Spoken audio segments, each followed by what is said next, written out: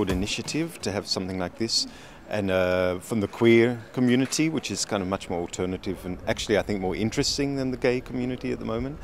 And so they spoke about things like gay pride and how to make that more political, which I think is important, and also about gay spaces or queer spaces and how you can support new queer spaces. So I thought it's really very interesting. It seems to me like queer also operates within a normative sense,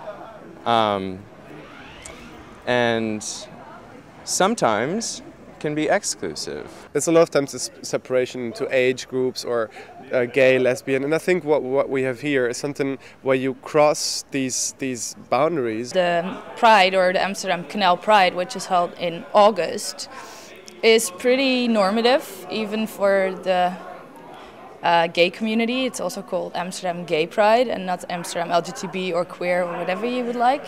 And it's basically based on money. It's organized by Pro-Gay, I think it's the name. And I heard you had to pay about 20,000 euros to be on a boat.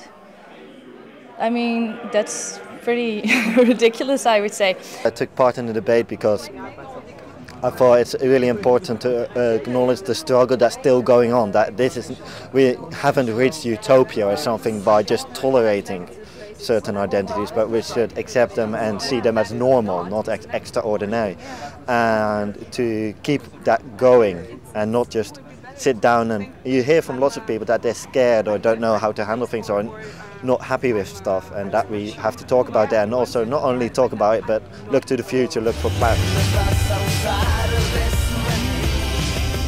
Well, we're in the art space right now, basically called Creativity, but there's not really a title anywhere displayed. And what we try to do here is create an autonomous space for artists or queer artists to show their work, and it's been really working for them, at least, because there's not enough spaces where they can actually show their work, because it's pretty explicit. I don't know, you've probably seen it. And they already told me that this is one of the only spaces where they've ever been able to show their work, basically, because any other gallery space will not offer them this possibility to do this here. And then the second part of the exhibition is more of an activist overview. So we've got an exhibition from the SOAS community from London University, and they created an exhibition on the law in several countries and global activism and portraits of activists. And then we have this beautiful wall here, which is just basically transparent plastic paper. And we wanted to make that interactive. And what people actually did, they draw pictures on them.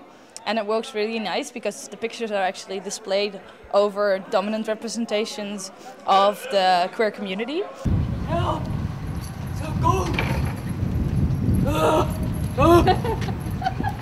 Hey, Antonio. Hi, there's food ready inside. Okay. That's good news. When you grow up in a racist society, which all of our societies in the West are, when you grow up in a sexist society, which all of our Western societies are, it's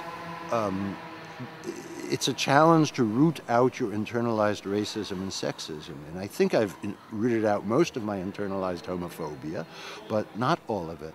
And I challenge any queer person to maintain that he, she, or it has gotten rid of all their internalized homophobia. Came back today was sort of this confrontation with our own racism and how it is embedded in sort of more or less each one of us, and how we are living that, and how we can maybe possibly even struggle and to get that out. And I think that was really, for me, the most challenging part of the weekend so far.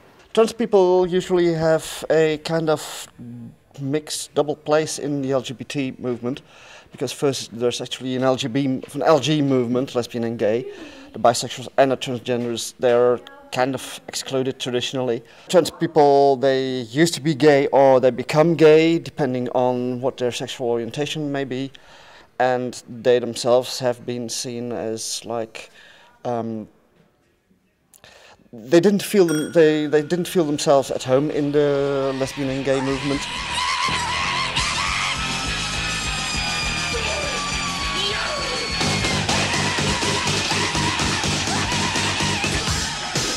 transsexual, asexual, trisexual, bisexual, transsexual, transsexual, bisexual, pansexual, asexual, trisexual, transsexual, bisexual, asexual, trisexual, transsexual, bisexual, asexual, transsexual, transsexual, bisexual, asexual.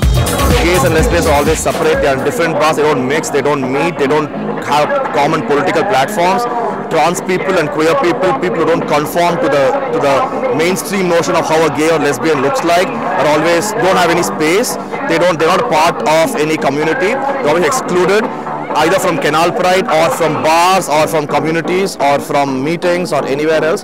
So Queeristan is an attempt to make a space like that where everybody who's queer, whose sexuality and gender aren't fixed binary normative things, but who are willing to question their own gender, their own sexuality and everybody else's, for a place for them to come and meet and be themselves and build something and build a community for everybody. Guerrilla Bar is basically the idea every space is a queer space, or every space can be a queer space.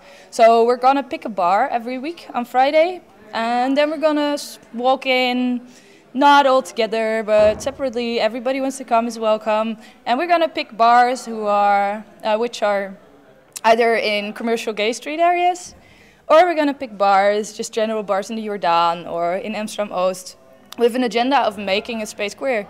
And basically, if you're 20 or 30 people and you go into a space, it's queer. We zijn nu om te laten zien wie we zijn, wat we zijn en wat we willen. Doe met ons mee en word creator van Queeristan.